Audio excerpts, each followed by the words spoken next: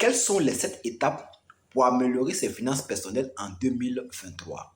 Salut, moi je suis Yobo Florentin, je suis salarié et entrepreneur et sur cette chaîne, je vous parle d'épargne, d'investissement et d'immobilier. Si comme moi, vous êtes intéressé par le business de l'immobilier et vous souhaiterez savoir comment épargner votre salaire pour pouvoir investir dans l'immobilier, alors 2 choses à faire. Abonnez-vous et activez la cloche de notification pour ne pas manquer le reste de mes vidéos. Quelles sont les 7 étapes pour améliorer ses finances personnelles en 2023? La première étape, c'est de faire l'état de vos finances en chaque début d'année.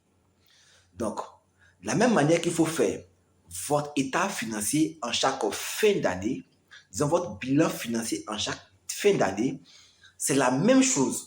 En chaque début d'année, lorsque vous fixez vos objectifs d'année, vous devez prendre le temps de faire l'état de vos finances en chaque début d'année. Pour cela, il faut prendre en compte combien vous avez sur vos différents comptes bancaires. Donc, faites le point du montant que vous avez sur chaque différent compte bancaire.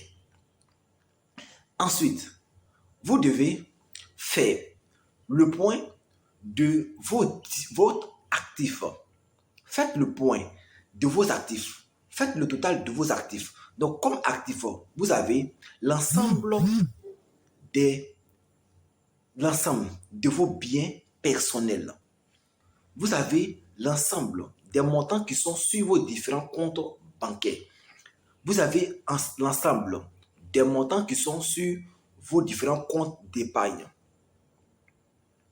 Et pour vous raccourcir la chose, c'est de savoir que votre actif, c'est tout ce qui vous fait rentrer de l'argent de votre poche et vos passifs sont l'ensemble de vos biens ou de tout ce qui vous fait sortir de l'argent de la poche. Faites le point également de vos passifs. Vos passifs seront constitués de vos différents prêts bancaires, les prêts à la consommation et toute autre chose qui vous fait sortir de l'argent de la poche. Donc, étant donné que vous avez défini le total de vos actifs, le total de vos passifs, la chose qui reste à faire, c'est de connaître votre avoir net. Donc, pour cela, vous allez faire la différence entre vos actifs et vos passifs. Faites la différence entre vos actifs et vos passifs pour connaître votre avoir net. Si le résultat obtenu est négatif, dans ce cas-là, vous avez vos passifs qui sont supérieurs à vos actifs. Dans ce cas, qu'est-ce qu'il faut faire? Il faut, dans ce cas-là, réduire vos dépenses. Éliminer certaines dépenses pour pouvoir avoir l'équilibre et, bien entendu, soit avoir un résultat positif. Combien vous avez sur vos différents comptes bancaires? Avez-vous fait votre budget de vos différentes dépenses? Est-ce que vos dépenses augmentent-elles ou diminuent? Avez-vous des dettes? Et avez-vous fait un plan de remboursement de vos différentes dettes? Sinon, faites le point de vos dépenses. Pour cela, vous avez les charges fixes, les charges variables et les dépenses les imprévisibles. Donc, mettez en place un plan de remboursement de vos dettes. Est-ce que vous épargnez? Si oui, est-ce que vous épargnez régulièrement ou occasionnellement? Comment épargnez-vous? Est-ce que vous épargnez sur un compte d'épargne? Avez-vous des comptes d'investissement? Avez-vous une assurance, un compte titre ou est-ce que vous épargnez dans des fonds communs de placement? Si oui, combien avez-vous sur vos différents comptes d'investissement? Vos dépenses augmentent-elles ou sont plutôt en baisse? Avez-vous eu une augmentation de vos revenus? Vos revenus sont-ils à la hausse? Donc, l'erreur que les gens commettent la plupart du temps, c'est que lorsqu'ils connaissent une augmentation de leurs revenus, systématiquement ou disons automatiquement, leur niveau de vie va augmenter, va changer. Et ce n'est pas une bonne manière de faire. La bonne manière, c'est de conserver votre niveau de vie actuel et de considérer le surplus du revenu comme votre épargne. Vous devez ajouter ce montant-là à votre épargne et vous allez voir que vous allez augmenter progressivement votre niveau d'épargne. Deuxième étape, définissez vos objectifs. Prenez le temps de définir vos objectifs sur le court terme, le moyen terme et le long terme. Donc, pour ceux qui ne le savent pas, les objectifs sur le court terme sont des objectifs qui prennent leur début maintenant jusqu'à sur 3 ans. Les objectifs sur le moyen terme sont des objectifs qui se déroulent entre 3 ans et sur 8 ans. Les objectifs en long terme vont être compris entre 8 ans jusqu'à 30 ans. Donc, définissez exactement vos objectifs. Combien êtes-vous prêt à épargner? Donc, une fois que vous avez défini vos objectifs, vous saurez combien vous êtes prêt à épargner chaque mois. Je suppose que vous avez pour ambition d'acheter d'ici la fin de l'année 2023 un terrain de 1 200 000 francs CFA ou que vous souhaiterez épargner 1 200 000 francs CFA. Donc, par mois, vous devez épargner 100 000 francs pour qu'en fin d'année, vous puissiez obtenir ces 1 200 000 francs-là en compte. Là, je viens de définir un objectif à court terme. Donc, combien vous êtes prêt à épargner?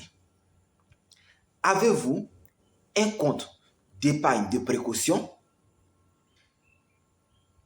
Je rappelle que le compte d'épargne de précaution, c'est ce qu'on appelle également le fonds d'urgence.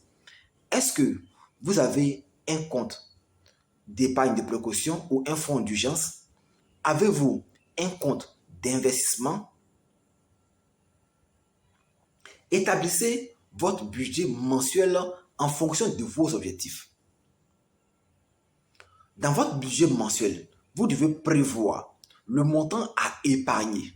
D'abord, les dépenses à court terme, les dépenses exceptionnelles et les dépenses impulsives. Les montants à épargner par précaution ou pour investir. Les dépenses courantes ou charges fixes sont le loyer, l'électricité, la nourriture. Les dépenses exceptionnelles, vous devez prévoir une enveloppe pour ces différentes dépenses exceptionnelles. Mariage, anniversaire, baptême et autres. Ça, ce sont les dépenses exceptionnelles. Donc, pensez à réduire certaines de vos dépenses. Une chose très importante, c'est que présentement, quand vous regardez cette vidéo, vous vous dites certainement que vos revenus sont trop faibles pour pouvoir épargner. C'est pas grave. Vous devez prendre l'habitude dès aujourd'hui de mettre de l'argent de côté. Et une fois vous aurez pris cette habitude-là, vous allez faire l'effort maintenant dans le sens pour pouvoir épargner comme vous le souhaitez. Je rappelle que il est recommandé de pouvoir épargner environ 10% de son revenu chaque mois. Et vous pouvez pousser le pion plus haut à épargner au fur et à mesure jusqu'à 20, même 50% de vos revenus. C'est possible. C'est possible. Et ça, j'organiserai bientôt une formation pour vous montrer les stratégies pour pouvoir épargner vraiment jusqu'à 50% de votre salaire. Troisième étape, c'est d'identifier vos priorités. Parmi vos dépenses, quelles sont celles qui sont indispensables pour conserver une bonne qualité de vie? Quelles sont celles les moins importantes? Par ordre d'importance, vous devez prendre en compte la scolarité de vos enfants, le loyer, la nourriture, les factures, le transport. Je reprends.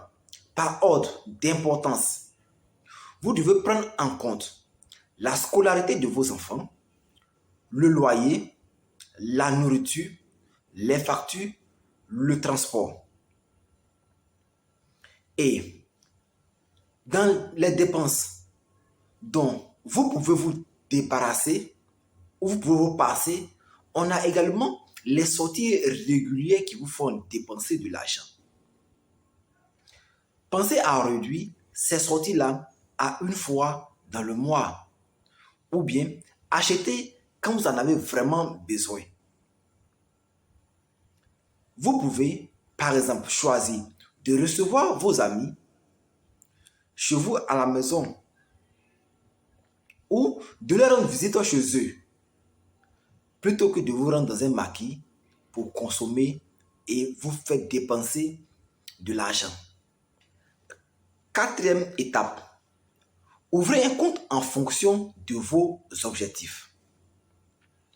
Suivant le type d'épargne que vous voulez constituer, ouvrez un compte dédié. Pour l'épargne de précaution, il faut ouvrir un compte d'épargne classique. Pour l'épargne financière ou l'épargne pour investir, il faut ouvrir un compte titre ou un fonds commun de placement. Pour l'épargne immobilière, il faut ouvrir un plan épargne logement pour bénéficier du dispositif de financement de votre banque. Cinquième étape, systématiser votre épargne. Mettez en place un système de virement automatique depuis votre compte courant vers vos différents comptes d'épargne. De nos jours, ça existe. Les banques vous proposent de faire un virement permanent de votre compte courant vers les différents comptes d'épargne que vous aurez ouverts. Commencez à épargner 10% de votre salaire. Et pour améliorer vos finances personnelles, épargner doit être votre priorité chaque mois, bien avant votre loyer. Pensez à épargner et à investir avant même de payer vos dépenses. Une parenthèse, est-ce que vous savez que l'épargne doit être votre première dépense? Lorsque vous recevez votre salaire, vous devez d'abord penser à épargner, c'est-à-dire à retirer l'argent destiné à l'épargne avant même d'effectuer les autres dépenses.